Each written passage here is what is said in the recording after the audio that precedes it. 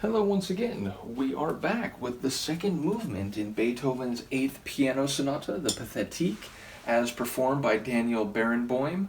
This is a release from 1984 on the Deutsche Grammophon label. And once again, shout out to all those who have taken this journey with me on classical days. There is so much more coming.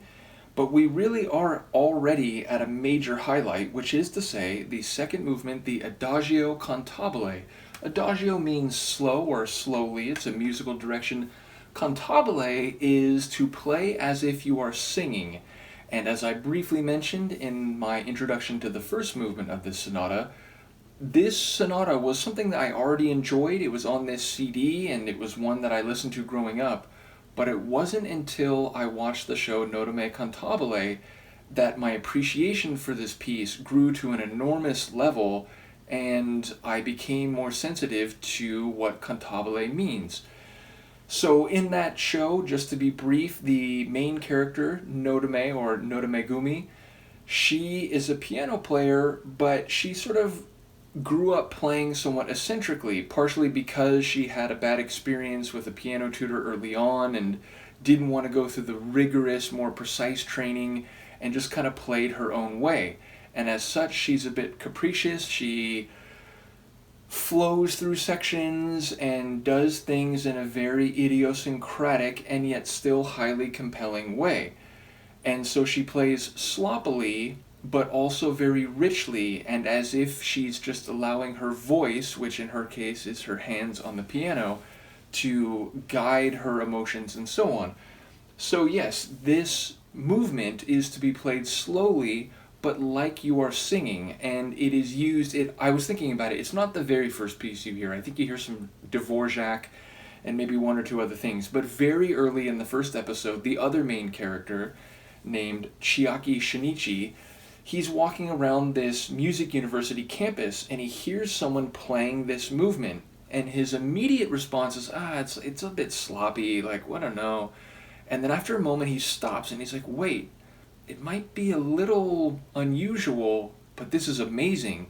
And he has to go into the building and seek out the recital room or the practice room where Nodame is playing it, and he doesn't know her at that point, and it's the beginning of their long journey together. But it's played very sweetly and wonderfully, and I think Ling Ling, or do you pronounce it Lang Lang? I think the piano in that show is done by him, so yes, it's a credit to his playing the way that he does it in the context of the narrative of the show.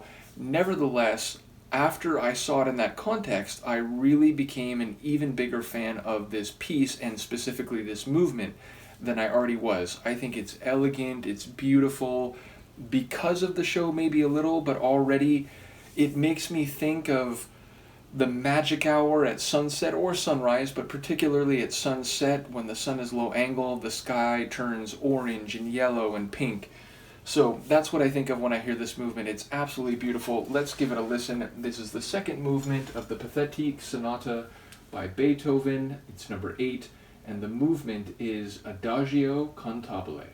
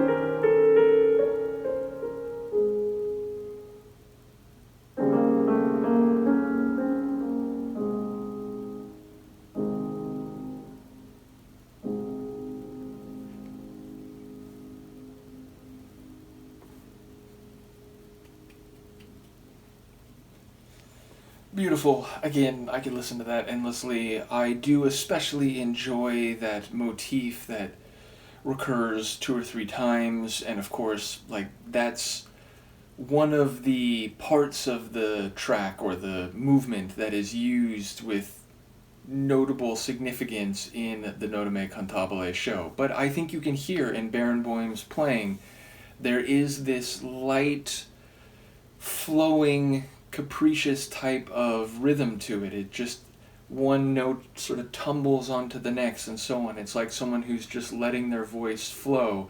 It doesn't feel, very tightly and precisely played. It feels more like it's just naturally and easily flowing. So, yes, I think the musical direction is well followed here by Barenboim. And in a way, like, this is the regular recording of it, which is further to say, and I've talked about this in other classical reactions before, when you hear a symphony, a concerto, a sonata for the first time, at least for me, that sort of imprints on my brain as, well, that's the way this concerto or this movement sounds.